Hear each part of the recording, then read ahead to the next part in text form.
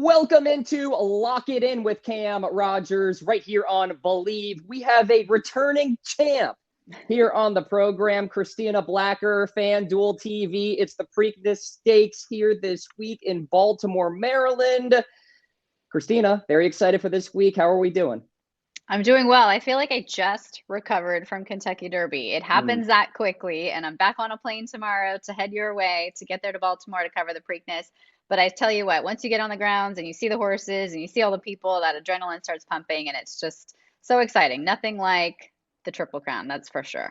No doubt. It is a great time in the world of sports, and we're happy to have you on board here. So let's talk about just a macro perspective. When we compare the Kentucky Derby with the Preakness Stakes, what are the differences? What are the similarities from a handicapping perspective? So a couple things to keep in mind. First and foremost, we are going a different distance in the Preakness. We're running just slightly shorter. We're running 1.316 miles, whereas we ran 1.25 miles in the Kentucky Derby. The tracks themselves are a little bit different as well. The stretch run at Churchill Downs is one of the longest in North America. So you think about horses that might be running from off the pace. They have all that ground to try and run down the horses on the lead. Also, horses on the lead have all that time to try and hold on and hold off the closers. So that can be very demanding for them. The stretch run at Pimlico is a little bit shorter. So if you are on the lead, you have a little less time, to try and hold off the challengers and vice versa for the closers. And also, remember, to qualify for the Kentucky Derby, you had to earn points along the way through our basic kind of playoff season as we have it. So the Kentucky Derby is the top 20 best horses in this class, hands down. You can only run in the Kentucky Derby when you're 3 years old. So you run through all those prep races, and then the top 20 on points get to run in the Derby. In the Preakness this year, nobody is coming back from the Derby apart from Mage. So while these are very good horses, and these are still cream of the crop 3-year-olds of this season, they aren't the top 20. So it is technically a softer group of challengers for Mage, but they're fresh. Mage is turning around on 2 weeks rest because he just ran in the Derby. These horses are coming in having just prepped for this race itself, and they're fresh challengers, whereas he might be still kind of coming back, still recovering as any athlete would off a big race in the Derby. And we thought maybe Forte would be involved in the field here this week. That is not the case. My money was going to be on him. Of course not. Racing in the Derby, so you have that freshness factor. But let's talk about post position, if I may. I'll throw a number at you. 82% of the last 11 winners here came from post 6 or lower. 8 horses in the field this week, less so than the Derby, to your point. How is post positioning a factor here in the Preakness as compared to, of course, the Kentucky Derby, which is always a talking point? It's a huge point in the Derby because you have so many horses. So that's just, because we have so many and they're all trying to get to that first position that they want. They don't want to be shuffled too far back. In the Preakness, we only have 8 horses this year, as you mentioned. So I don't think it's as big of a deal just overall in general. Mage would have preferred to be drawn a little farther to the outside. His trainer said that at the post position draw. I don't think post position 3, which is where he's ended up, is terrible. I don't see this as a huge hindrance for him.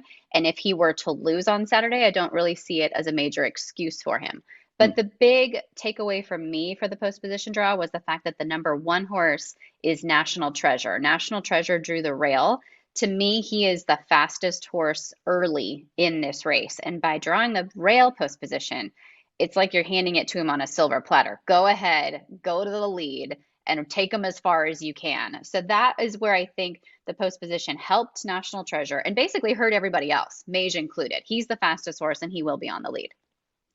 And the favorite here this week, 8-5. Let's talk about pace setters, stalkers. They seem to thrive here too, much like at the Kentucky Derby. Obviously, Mage made that charge at the Derby. Any shot for a come-from-behind winner here this week? So that's a big point that I think is worth making with Mage, and not just from the Kentucky Derby, but his last 2 races in the Florida Derby as well. In both of those races, the horses that were on the front end, they went really fast, and they kind of burned themselves out. They didn't have a lot left to finish with. If you go back to the Kentucky Derby, the only horse from that early flight that dug in and that held on for a piece of it was 2 Phils. He finished second. He ran the race of his life. The other horses up on the front end finished way out the back. They were nowhere to be found in the late stages of the race. Mage was nearly last in the early stages of the race and made up all that ground. And the race shape, as we call it, when horses are going too fast early and they come back to the closers, the race shape really flattered Mage. The same was said of the Florida Derby. They went pretty fast early and horses from off the pace rallied on for it. I don't think he gets the same race shape coming up on Saturday. Now, historically in the Preakness, the classier horses tend to overcome things like that. We have nearly 50% winners in the Preakness were favorites. So there's been, I think, 148 running, 73 times the favorite has won. Mage will be the favorite. But I do think that National Treasure at the rail, the one horse, will be on the lead, and I don't think he's going to come back. I think Mage is going to have to overcome that, and he's going to have to run a different style of race this weekend and prove that he's the best horse in this class to be able to win. All right, I'm getting an indication of who you think may win this thing, but let me throw out First Mission here because I like this horse a lot. I know he's in post position 8, but fits a lot of trends that you want. Obviously won a grade 3 race pretty recently, skipped the Kentucky Derby, well rested, pace tracking tactics pretty darn good as well. What do you think of First Mission there at gate 8? Is it too lengthy of a position, or can First Mission get it done here this week? I don't think it's a bad post position for him. I think if you look at his races, he's been fairly close to the pace, but I think that's just because he's kind of a better horse than the horses he's been facing. I look at him and I watch his replays, and he looks to me like a horse that's a little bit more one-paced. Think back to like a Tappet Trice type that we were looking at in the Kentucky Derby. I don't see him as a horse that has a big acceleration. So coming from the outside post, I think that's actually okay. He might be sitting third or fourth going into that first turn, and same thing down the backstretch, but he is going to keep coming at you. He has plenty of stamina, and as you point out, he is fresh. He's a big danger to Mage and everybody else in this field because Brad Cox has had this race marked on the calendar for him all along. I think Brad Cox has done a nice job of deciding which of the 3-year-olds in his barn are really the Derby types and which horses might be the Preakness types. And I think he spotted this horse very well. I see him right there. But yeah, you've definitely read between the lines. National Treasure is going to be my pick, the one horse. I want to choose Mage. I want a Triple Crown on the line. We've got our full crew on site at Pimlico this weekend from FanDuel TV. We're going to be in full force in New York, of course, if there's a Triple Crown on the line. So from a fan perspective and as a sports fan and as a racing fan, I want to see Mage win. And just for the connections, if you saw that celebration from the Derby for Venezuela, for the entire country, I mean, they are so behind this horse. I want to see it happen. But I think National Treasure as a fresh horse on the lead probably wins this weekend. National Treasure 4-2-1, Mage 8-5, First Mission 5-2. Do you see a scenario, at least the most likely scenario, where all 3 of those horses show 1, 2, 3? I do. I think those are the 3 best horses in the race, really. And I think those will be the top 3 betting choices in the race.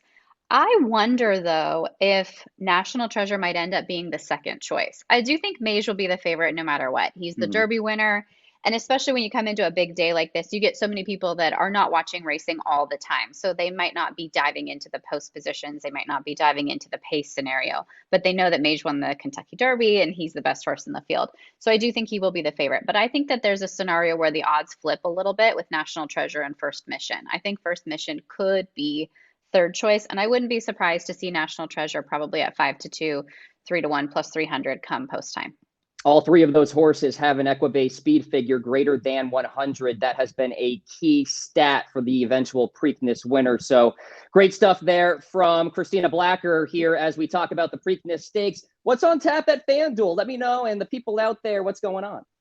We have so much going on. So the entire crew is flying today. I'm actually flying tomorrow. So I'm going to be the last one arriving, but mostly because I'm working on a lot of our content for the FanDuel TV Plus app.